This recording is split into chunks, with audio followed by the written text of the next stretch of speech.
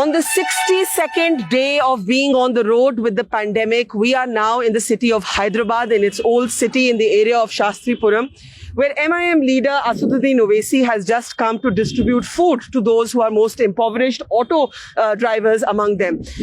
आपसे शुरू में ये पूछती हूँ कि लॉकडाउन जो है, मुझे तो अब 10 प्रदेश में मैं घूम चुकी हूँ, मुझे लगता है ये गलती है, लेकिन यहाँ पर Telangana government seems to be in support of it. आपको क्या लगता है? बरखा, मैं तो इस पर एक आर्टिकल लिखा हूँ और मैंने ये कहा है कि एक लॉकडाउन अनकॉन्स्टिट्यूशनल है, अनप्लान्ड है. इसका एपिडेमिक एक्ट और एनडीएमए को इस्तेमाल करके लॉकडाउन करना ये बिल्कुल गलत है. दिल्ली में बैठे हुए चंद लोग ये नहीं तय कर सकते कि हैदराबाद में कौन सा पूरा हैदराबाद बंद होना चाहिए, कौन सा नहीं बंद होना चाहिए, और ये बिल्कुल गलत है. ये मैं इसके फेवर में नहीं था. हाँ, यकीनन सोशल डिस्टेंसिंग हो, थोड़ा बहुत कर्फ्यू हो, ये सब सही था, मगर गवर्नमेंट से कोई हेल्प नहीं, कहीं सेंट्रल गवर्नमेंट से कोई हेल्प नहीं. तो ये लॉकडाउन कैसा है? तो गरीब तो मर रहा है. कई लोग मुझसे कह रहे हैं कि असद साहब या तो कोविड से मर जाएंगे, गरीबी से पहले मर जाएंगे हम. एक्चुअली मुझे बहुत लोग मिले असद भाई, माइग्रेंट वर्कर्स बोलते हाईवे आफ्टर हाईवे पे उन्होंने यही बोला कि हम वायरस से पहले गरीबी से मरेंगे. लेकिन आपने अनकॉन्स्टिट्यूशनल क्यों बोला है? इसलिए कि कौन से कॉन्स्टिट्यूशनल प्रोविजन में आपने लॉकडाउन किया है? कहाँ है? एपिडेमिक एक्ट में कहाँ लिखा हुआ है? एनडीएमए एक्ट में कहाँ लिखा हुआ है? एनडीएमए एक्ट में लिखा हुआ है कि आप कंसल्ट करेंगे, कोऑपरेट करेंगे, गवर्नमेंट को हेल्प करेंगे. और अफसोस की बात यह है कि पूरे इंडिया में सब लोग उसको कबूल कर लिया, इवन अपोजिशन रूल स्टेट्स. ये तो गलत है. इसका प्रोविजन ही नहीं है कि कैसा आप तय करेंगे कि लॉकडाउन कर दो, पूरा बंद कर दो. ये फिर कोई दिल्ली में बैठ के बोलेगा कि नहीं हैदराबाद बंद रहेगा, अतराफ में खुला रहेगा. तो ये बिल्कुल ही यानी कौन तय करेगा? ये इनको क्या मालूम हैदराबाद के बारे में? लेकिन आपने जिक्र किया कि नॉन बीजेपी स्टेट्स क्या कर रहे हैं, और मैं आपसे यही पूछना चाहती हूँ कि बहुत से जो चीफ मिनिस्टर्स हैं, opposition chief ministers, they are in favour of an even harder lockdown. अब आप तेलंगाना में देख लीजिए, are you in agreement with the state government? नहीं, यकीनन हम यहाँ पर स्टेट गवर्नमेंट की अलाई हैं, तायद कर रहे हैं, मगर मैं इस लॉकडाउन के फर्दर एक्सटेंशन के खिलाफ हूँ. यकीनन कर्फ्यू रखिए, आप रिलीजियस प्लेसेस को बंद रखना है, थोड़े दिन के लिए बंद रखिए. मॉल्स है, सिनेमा हॉल्स है, पर दूसरा तो इकोनॉमिक एक्टिविटी होना चाहिए ना. कहाँ से ला के देंगे आप? इतनी गुर्बत है, इतनी भूख मैंने जिंदगी में अपनी पॉलिटिकल लाइफ में नहीं देखी है. मेरे को 25 साल हो गए पॉलिटिक्स में, मगर कभी इतना नहीं देखा मैं. जो लोग भूख के लिए, खाने के लिए, पैसों के लिए तड़प रहे हैं. और इससे बढ़कर यह है कि हेल्थ इमरजेंसी है. जो हैदराबाद में 1 कमरा 2 कमरे के डॉक्टर्स, एमबीबीएस डॉक्टर खोल के चलाते थे, जिसमें डायबिटिक हो, बच्चों का, पूरे बंद पड़े हुए हैं. इतना बड़ा, अच्छा पैसे नहीं है कि बड़े अस्पताल में जाकर इलाज कर सके. तो हर एतबार से गलत है कि माने हैदराबाद में कहावत है कि दीवाने उठे सर को मुस्सा लपटे.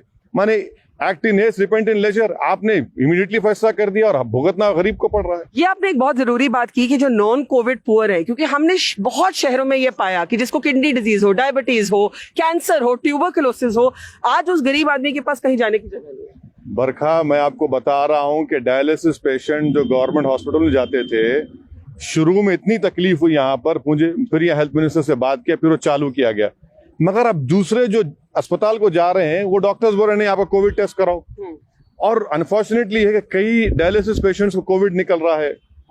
अब हमारे गांधी हॉस्पिटल में माशाल्लाह से हो रहा है, उनका इलाज भी हो रहा है. मगर ये बहुत बड़ा प्रॉब्लम है, हेल्थ का तो बहुत बड़ा प्रॉब्लम है.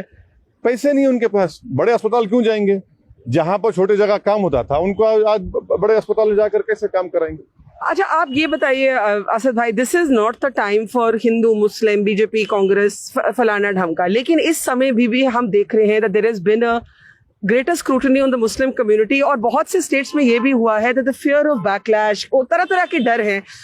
इन मेनी मुस्लिम नेबरहुड्स लोग खुद वॉलंटियर करके इंफॉर्मेशन नहीं दे रहे. यहाँ पे क्या एक्सपीरियंस है? नहीं, यहाँ पर जब ये शुरू हुआ था, सबसे पहले बरखा तेलंगाना स्टेट ने ही दिल्ली में यूनियन गवर्नमेंट को बताया था कि जो तबलीगी जमात के इंडोनेशिया से लोग आए थे, करीमनगर उनका टेस्ट किया था, तो मालूम है कि उनको कोविड निकला. इमीडिएटली हम गवर्नमेंट को इन्फॉर्म किए, यूनियन गवर्नमेंट को.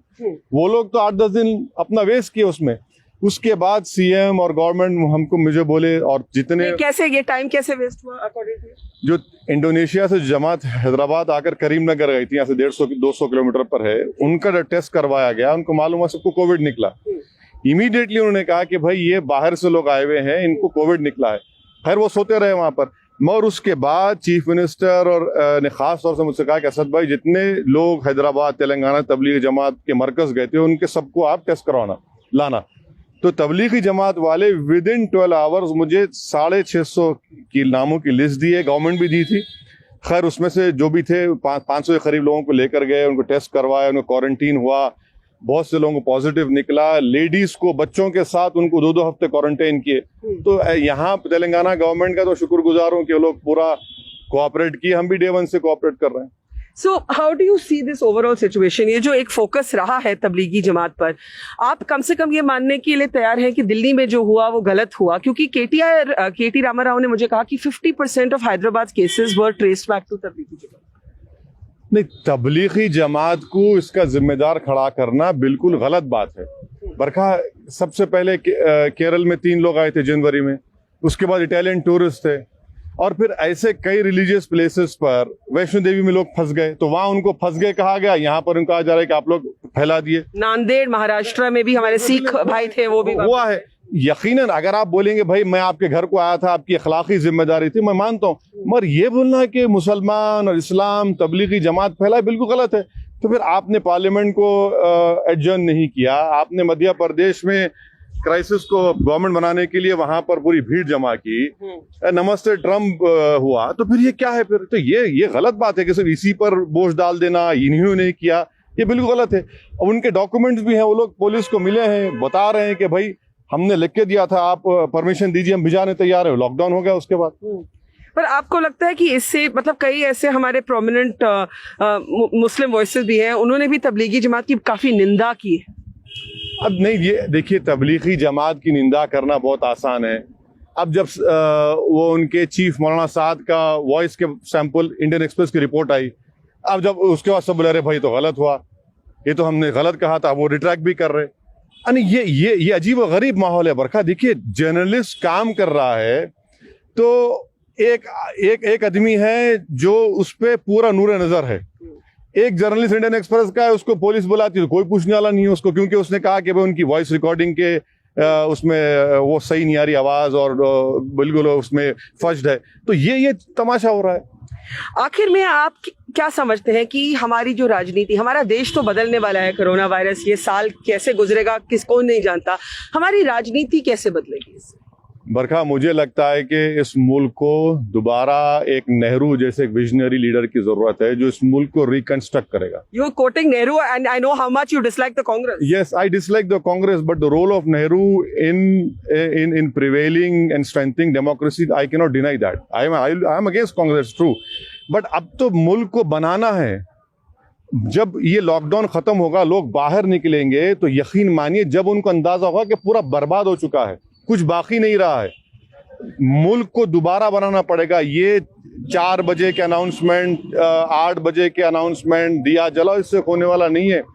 अब मुल्क को रिकंस्ट्रक्ट करना पड़ेगा, दोबारा बनाना पड़ेगा। उसके लिए एक बहुत बड़े विजन की जरूरत है। और इसमें अगर आप लोगों को तोड़ेंगे मजहब के नाम पर, जात के नाम पर, गरीबी के नाम पर, अरे भैया आप इतने 122 लोग कल यूपी में एक्सीडेंट में मर गए, इनकी कीमत नहीं है क्या जान की? लोगों की ट्रेन पटरियों में सो रहे हैं, ट्रेन चले जाती है, कौन है वो लोग? 8 के 8 गोंड ट्राइबल है, कोई पूछने वाला नहीं है। तो ये इस मुल्क को दोबारा तामीर करना पड़ेगा, रिकंस्ट्रक्ट करना पड़ेगा। उसके लिए बहुत बड़े दिल की और विजन की जरूरत है। मोदी जी अगर आपसे मशवरा मांगे आखिर में, तो आप उनको क्या एडवाइस देंगे? नहीं, आप मेरे दुश्मन हैं। नहीं, मैं सच में पूछ रही हूँ क्योंकि ये राजनीति का वक्त नहीं है। हर कोई, मैं भी देती हूँ मोदी जी को मशवरा, चाहे वो सुने या नहीं। नहीं, मैं पहले तो मुझे यकीन है कि मुझ जैसे अदना से मशवरा नहीं लेंगे। उनके पास बहुत बड़े अनमोल हीरे हैं जो आज इस मुल्क को इस चौखट पर लाकर छोड़ दिए हैं। मगर मैं इतना ही कहूँगा कि इस मुल्क को दोबारा रिकंस्ट्रक्ट करने की ज़रूरत है। ये कोविड क्राइसिस एक मौका है, हर चीज़ को सही तरीके से बनाने की ज़रूरत है। यही हम मशवरा दे सकते हैं, मगर ये कब होगा? जब आप लोगों को साथ लेके चलेंगे। अगर आप जो आपके खिलाफ है तो ठीक है, खिलाफ रहने दीजिए, मगर नहीं वो एंटी नेशनल है, वो हमारी लाइन फॉलो नहीं करता, वो गंदा है, वो फुला है, तो ये तो नहीं चलेगा ना। असद ओवैसी, बहुत बहुत शुक्रिया। Asaduddin Owaisi calling not just for a reconstruction of the economy but for a reconstruction of the Indian nation. here in Hyderabad on day 62 of reporting on the road with the pandemic.